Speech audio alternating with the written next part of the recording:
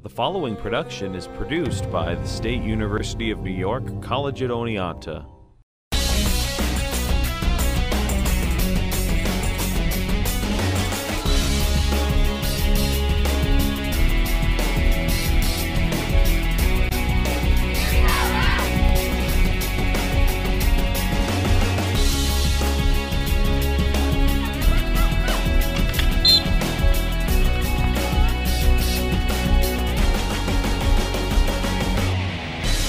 Good evening and welcome to a very special edition of Inside Red Dragon Sports.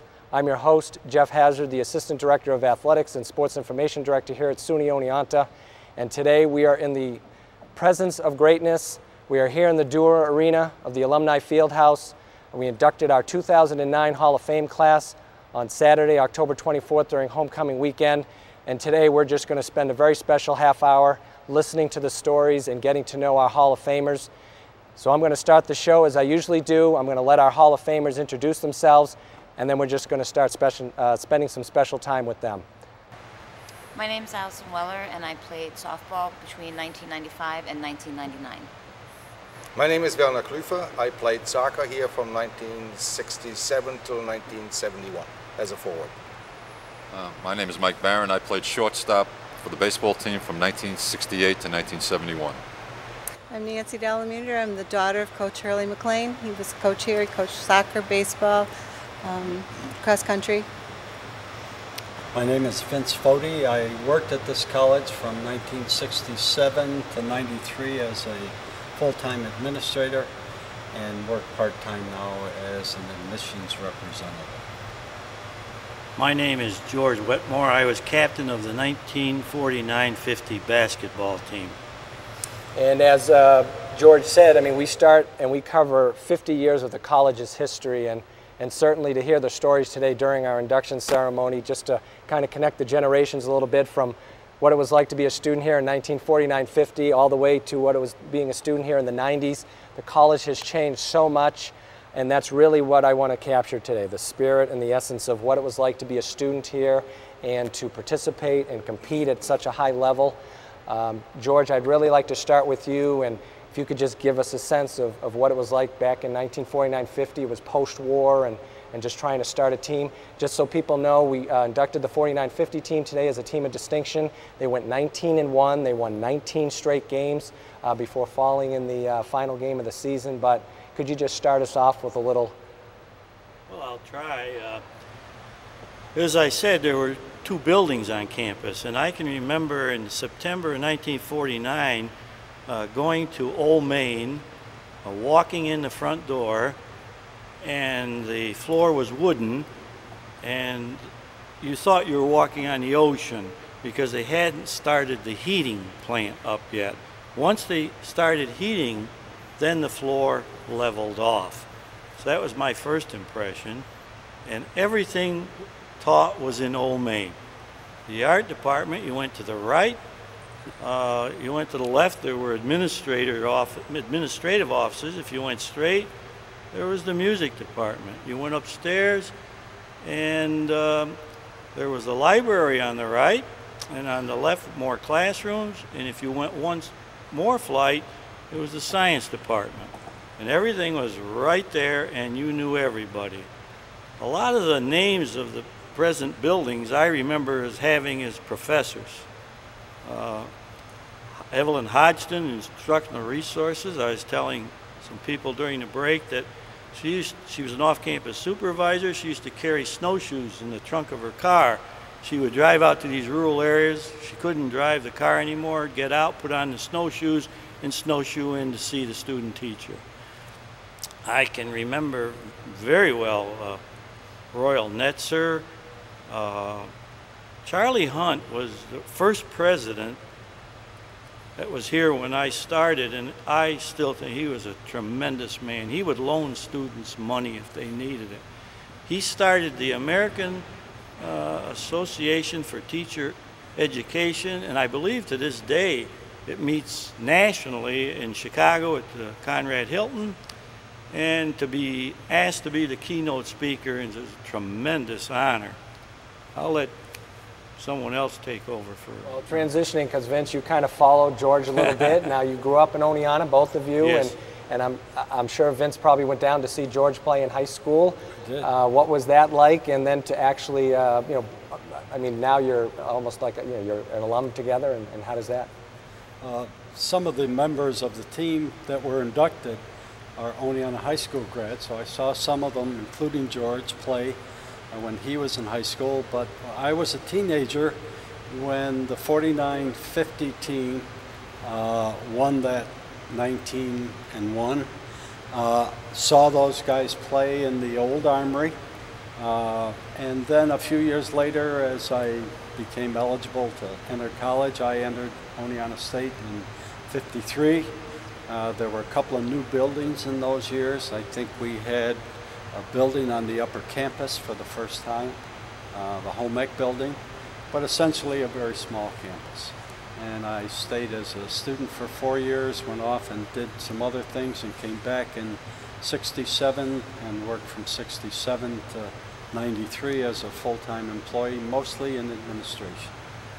Athletics, it was always a pleasure to watch athletics grow, expand, and to this day even thrive. And it's been a kind of an interest of mine, and I've always enjoyed that part of this campus.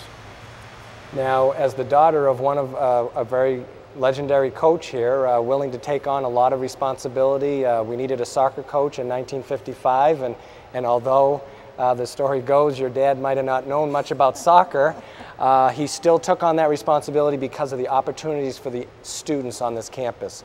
Did he ever share any of those stories with you, what it was like? I mean, of course, you came to a lot of the games yourself. Well, this college was like a home, second home to me, because my father and my mother both taught here.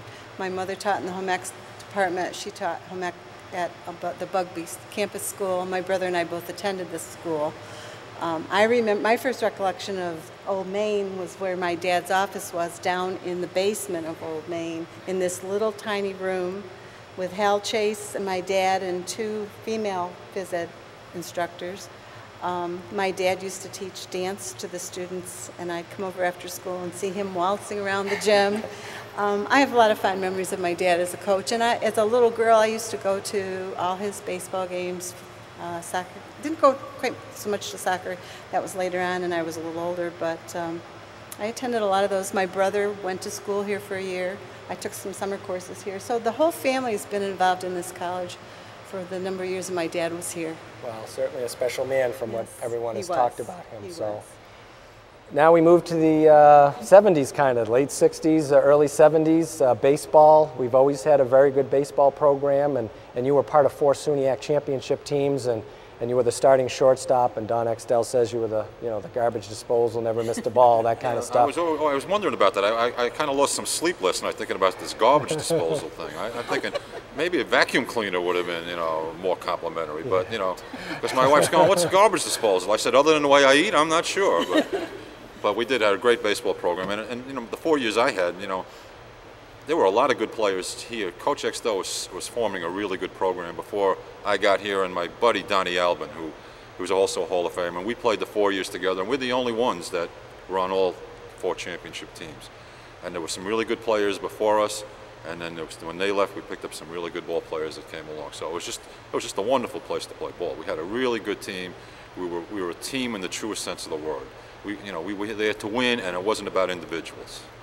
And now a member of the soccer program, which has a very strong tradition here at the college, and Garth Stam, your coach, was really the guy who started it all and brought it along and recruited players like yourself. And today he talked about the story of going to White Plains, New York, and trying to find players that had some ability. What was that like to come here to Oneonta and just be a part of really the beginning? Because in 1972, even though the year after you finished playing for us, we went to the small college championship, but really those years from like about 65 on was really the beginning of something special here. So what was that like? Well, that's one of the reasons why I came here. When I played soccer in high schools, I had offers from all different kinds of schools and recommendations. You should go here, you should go there, you should go everywhere. And but I decided to go to Oneonta State, like I said this morning already, for the 3 reasons. First of all, I believed I could get the education I wanted here at the college. And second of all, I liked the program after I had the interview with Garth Stam and what he trying to do. And there was no football here, so I figured, well, if I go here to Oneonta State, I can get you education and help him with his program, and that's why I came here to Oneonta. Now, Allison, I mean, you really were part of a juggernaut here for softball. I mean, Coach Fuelling, from the time he took over the program, it just seemed, I mean, he never had a losing season. I mean, that's incredible when you think about it. You were part of that, our first SUNY championship team, first NCAA tournament team. You're still a career leader in a lot of our stat categories in pitching. What was it like to come from Long Island? Because, of course, Don alluded to during the recruiting process, he didn't know if he could get you to come out. And we certainly are glad you came, and congratulations. What was it like to play softball here for Oneonta? Well, I remember being recruited, and when I first came to the campus, I thought it was beautiful. And then when I actually decided to come here, after meeting the team, they seemed like a family. My first couple of months, it was always raining. And I kind of freaked out. And I actually wanted to go home. But then softball, because they were such a family, kind of kept me here. So I remember then playing, it must have been March, and there was snow coming down, which was, you know, unheard of, and we had a fire pit and a garbage can, and I was like, there's no way we could possibly be playing. And Flu showed up with ice cream cones for everybody. So I remember I said, okay, number one, this man's crazy. But number two, okay, this is the weather I'm going to be playing in for the next 4 years. But I mean, I love the campus, and now as a teacher, I love my students. I teach 11th and 12th graders, and when they come back and ask me, you know, you went to Oneonta, what did you think? So I love promoting the college, and a lot of them that come here and play athletics and come back and talk to me, and they love it too. So I kind of like having that connection. Now, our coaching staff, we've had many of the coaches that you played for were at the college for 30, 35 years, and they just had a great history here. And even, you know, even George played for Hal Chase, who was at the college, and he was our athletic director for 30, 35 years. What kinds, and now I've traveled with Don Fuelling, and I did some road trips with him, and he could tell you some really great stories about not just the college, because when I came here 11 years ago, I knew nothing about Oneonta. And so Don Fuelling was really my introduction to the history of the teams and the athletes, and I certainly appreciate that. What was it like playing first for Don, and then I'll ask you, because you played all for Hall of Fame coaches. They're all in the Hall of Fame. And so what was it like to play for Don? Well, as Don mentioned earlier, he really became a father figure when we were, you know, being away from home for those 4 years. Anytime we had any sort of issues or problems, you could always go to him. Off field. On the field, he was a little tougher. I remember some of the girls would sometimes, you know, be riled up by him, but I always kind of just, you know, took what he said in stride and realized he was just trying to make the program better. We had a lot of laughs. I mean, there's so many different stories I wouldn't even know where to start, but he definitely always would do stuff that you kind of went, oh, okay, I don't even know why I'm surprised by this anymore. So, but I mean, it was great. It was great being with him, and like I said earlier, he always looked out for us, and he did treat us like his daughters, which was nice. Werner, you played for Garth. What was that like? It was great. Not because he was so tall, you always had to look up for the coach when you speak with him. But I remember also his assistant coach was Corky Lynch at that time. And at the beginning, I always had the feeling that Corky knew a little bit more about soccer, and but Garth did a lot of putting the team spirit in us. And it was just great playing for him. He learned more about soccer, he understood, and what he also did, what I liked is, when we as a team or as a team captain spoke to him that we should make maybe possibly some changes, he talked it over with Corky Lynch, and sometimes he always took advice and took those chances. That's what I think a good coach should do. Now, when we talk about Corky Lynch, of course, he was a longtime faculty member in the phys ed department, and he coached. I mean, his claim to fame mostly was in the swimming and diving area. He coached national championship divers, but we do know he coached our men's lacrosse program. He was our men's soccer coach, assistant with Garth. So certainly Corky, I know, played a big influence within not just our soccer program, but overall in other teams as well. So now we move to Don Axtell. Don Axtell, I mean, he certainly has, I mean, we have what, 4, 5, 6 Hall of Famers now that played for Don, so could you tell us? Don Extell was an extraordinary man. He basically taught fundamentals. It wasn't individual stuff, it was fundamentals. He made me a better shortstop. I mean, I thought I was pretty good, honestly. And he would point things out to me that I didn't realize I was doing myself. He was very strict. I kidded him. When we practiced indoor practices across the street in that little building, he had us running stairways and around the hallways. God forbid someone was playing racquetball and they opened up the door, you know. And I said to him, I said, Coach, thank God I didn't play for you when this building was open, because you could have really tortured us here. And he left, but we were in shape. He was just fundamentals, an honorable man. I remember playing for him, and he was so straight and narrow, and I would say, Coach, you know, I think, and then years later I'd be coaching Little League or Babe Ruth League, and I'd be saying the same things to the kids that he was saying to me, that I was going, Coach. So I learned so much from him, and as the years have gone by, my respect has grown to the point where it couldn't be any better. So. And I think that's one of the things with all of our coaches, and I mean, the way people talk about Hurley, and of course you played, George, for Hal Chase. What was it like traveling with, you know, Hal? And dangerous. We traveled in private cars, but Hal was always talking basketball, and he said, you have to ride with me. We're going to talk strategy. And we didn't scout those teams or anything, but he always was talking basketball. Interesting about Donnie Extell.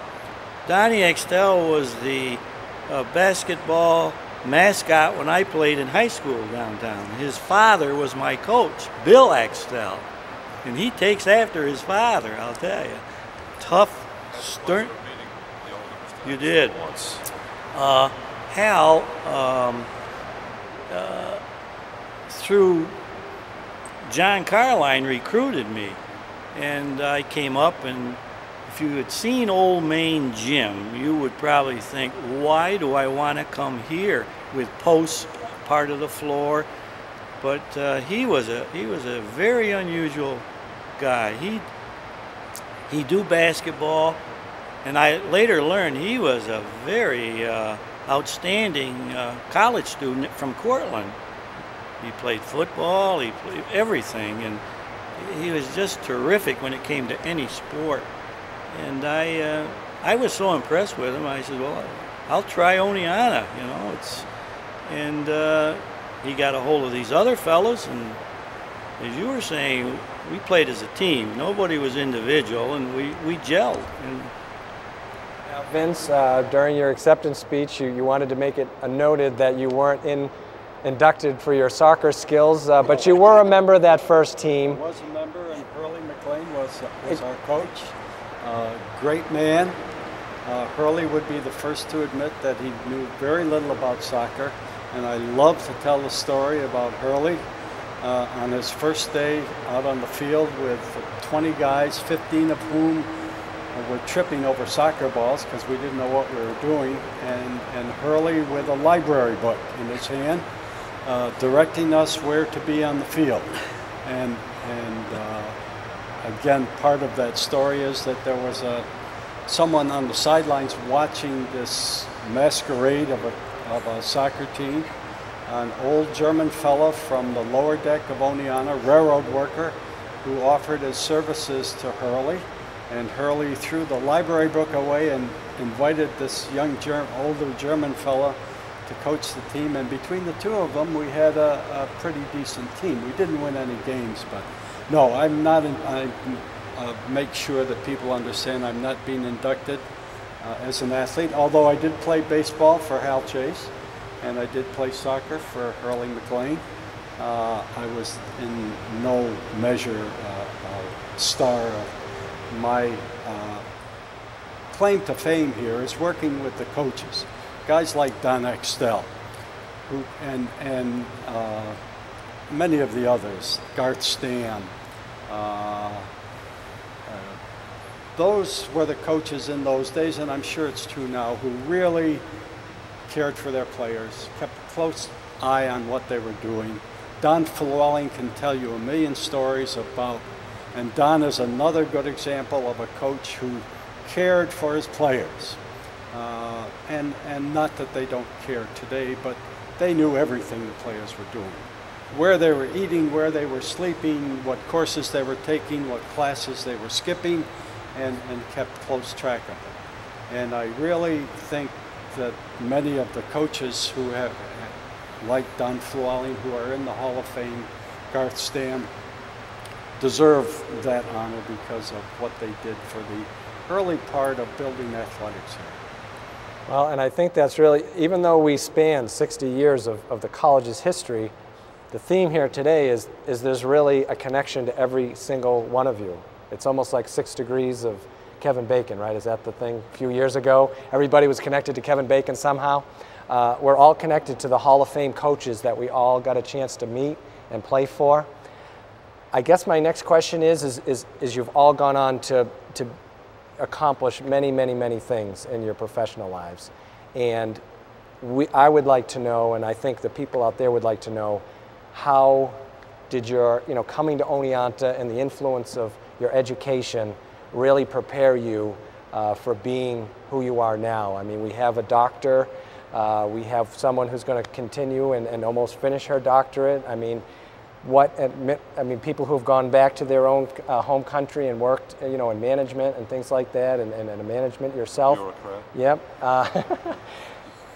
I don't know, it doesn't matter which end we start with, but I just would like to know what you thought about your Oneonta education and how it prepared you for what you're doing now. Maybe Allison, you could start. Well, like I said earlier, a lot of times if my students ask me, should I go there, I'm always enthusiastically say yes. I just remember my professors, particularly my education history professors, because I'm a social studies teacher, but I remember that they were, excellent teachers, and the same that we were saying about the coaches, they took a personal interest in you, and it was, that kind of small school, getting to know, and they were looking out for you.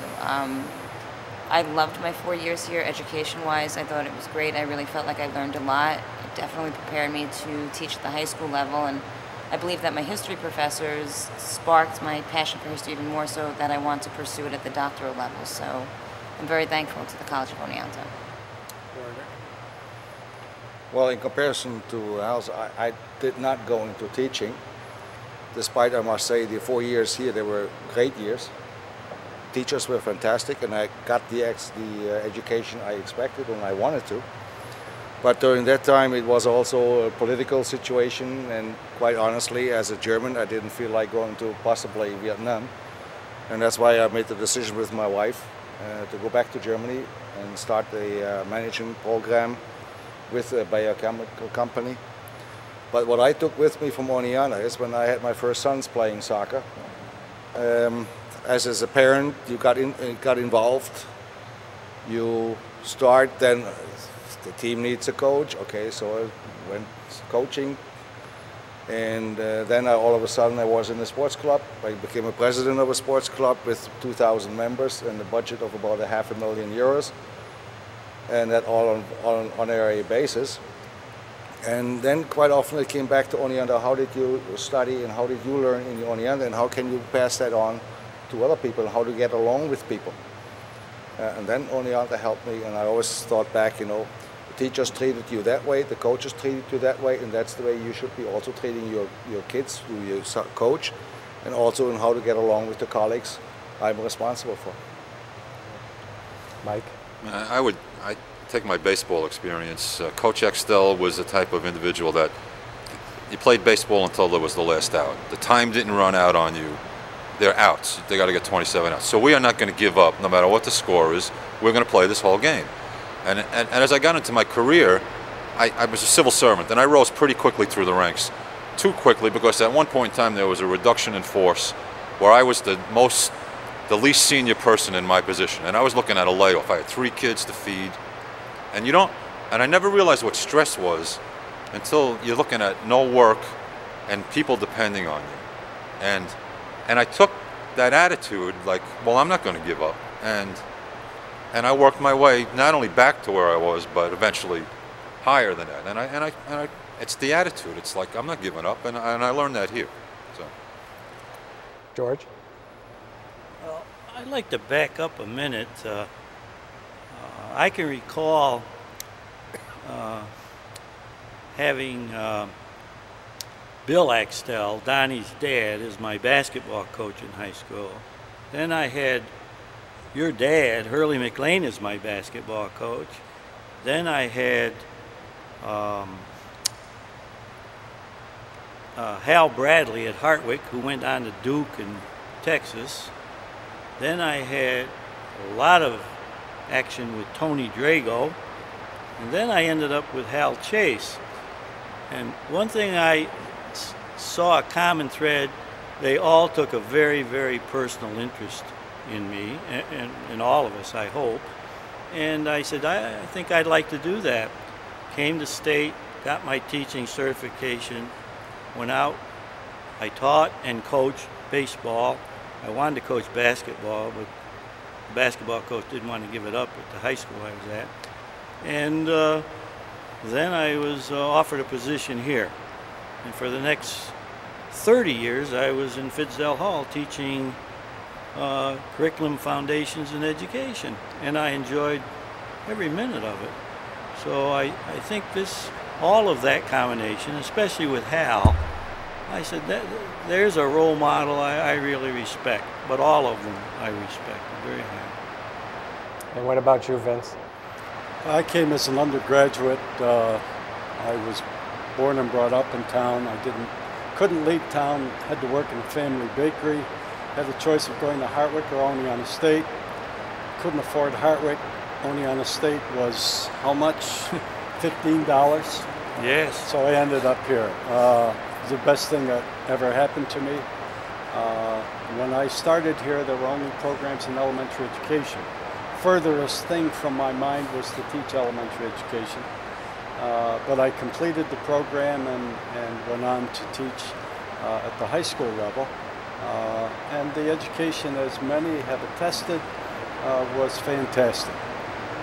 It's a state school, and in those days, a lot of people looked down at the education that was available at a state school. It didn't have the prestige of the private colleges. But on the other hand, because of the students it attracted, who were serious students, and they're on this stage now, and because of the faculty who were committed to doing the best they could with, and we were a state school which constantly fought budget cuts and that sort of thing. I think we did amazing things with both the faculty and the students. And all you have to do is come to a Hall of Fame ceremony and you see, and look around you today, including Geoff Hassard, and see the kind of people that are now working here. And you're proud of it. You're proud of it, even though there were some rough times. Now for Nancy, you said you took a couple of summer classes. I did. But I would have to say for you, it was more of what kind of influence did Oneonta, being here, seeing your father work with the students, I mean, what kind of influence did that have on your life? Well, I think my father instilled something in me that I've always tried to keep with me my whole life, is that you can do whatever you set out to do. And my father was very patient. And as I said in my speech earlier, my father was a coach, always a coach. It didn't matter whether he was coaching a basketball or a soccer team, or if he was coaching one of his friends how to improve their golf swing. We have a disabled son who, when he was still alive, would be very patient with my son and teach him how to play. In fact, my son, I think, has inherited my father's athletic genes because he is a very good athlete to this day. My older brother attended a year at Oneonta, and it's just been, like I said, it's been a part of our life, and Oneonta's been a special place for all of us. And so I think my dad had a lot to do with that. And I didn't want to go into teaching because everybody was a teacher in my family. And that's what I finally ended up doing. I taught for 15 years. So, you know, what goes around comes around, I guess. But my dad had a lot of influence in my life, and just that he was very caring and very patient and always never gave up on you. And he never gave up on his athletes either. Well, I certainly, I mean, the excellence, and I certainly want to congratulate all of you on your honor. We certainly wish you continued success in your retirements and going on to get your doctorate, and we certainly I want to thank everybody for coming by today, and we'd like to thank you for joining us again for a very, very special episode of Inside Red Dragon Sports. I hope you will continue to support our athletic program and watch every Monday night. So until we meet again, have a good week, and we'll see you next time.